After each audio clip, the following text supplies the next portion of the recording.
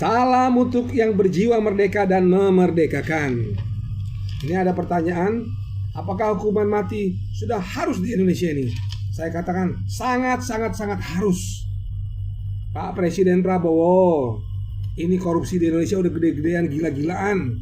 Ratusan triliun. Yang terakhir terkait dengan Pertamina, ratusan triliun dijumlah-jumlahkan, itu semuanya bisa ribuan triliun. Mengerikan.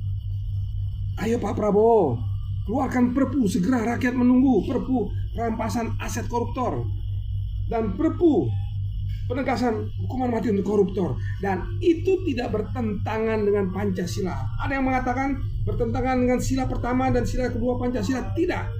Sila pertama, ketuhanan yang Maha Esa, itu menegaskan bahwa semua rakyat Indonesia boleh beribadah dengan bebas dengan agamanya masing-masing kepada Tuhan yang Maha Esa. Itu esensinya.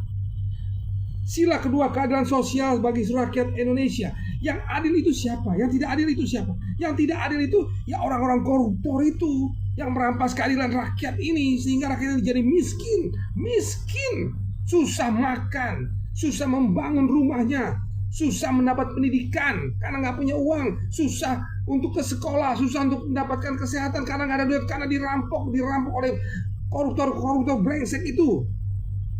Dan kalau dilinierkan dengan Undang-Undang Dasar 45 pembukaan yang mengatakan penjajahan di atas muka bumi ini harus dihapuskan karena tidak sesuai dengan peri kemanusiaan dan peri keadilan.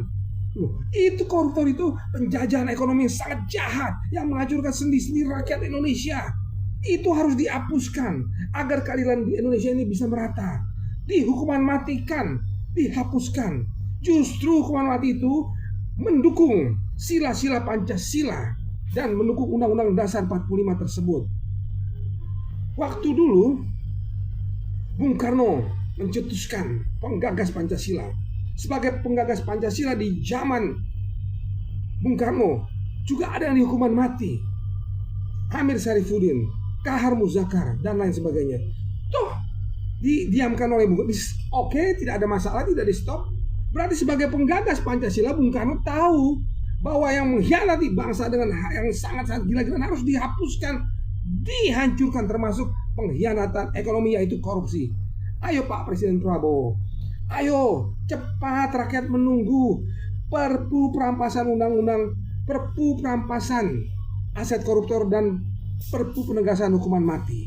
Ayo Pak Prabowo.